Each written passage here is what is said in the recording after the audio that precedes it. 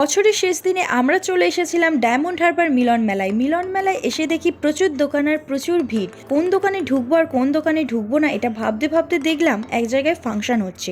তা আমরা কিছুক্ষণ ফাংশন দেখার পরেই ফুচকা ও আইসক্রিম খেয়ে নিলাম। তারপরেই দেখি আরেক জায়গায় পাঁশকুড়ার চপ ও কুচুরমুচুর চপ বলে হাঁকছিল।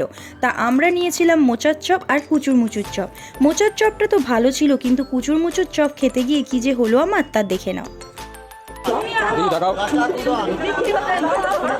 ও মাই গড, এমা কি এটা কি এরকম সিস্টেমটা কি এরকম?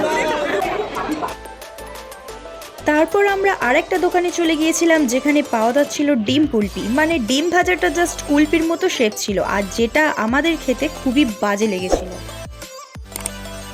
তা এরকম নতুন নতুন মিনি ব্লগ দেখার জন্য চ্যানেলটা সাবস্ক্রাইব করে দিও, আর ফেসবুক থেকে যারা দেখছো পেজটা ফলো করে দিও। বাই।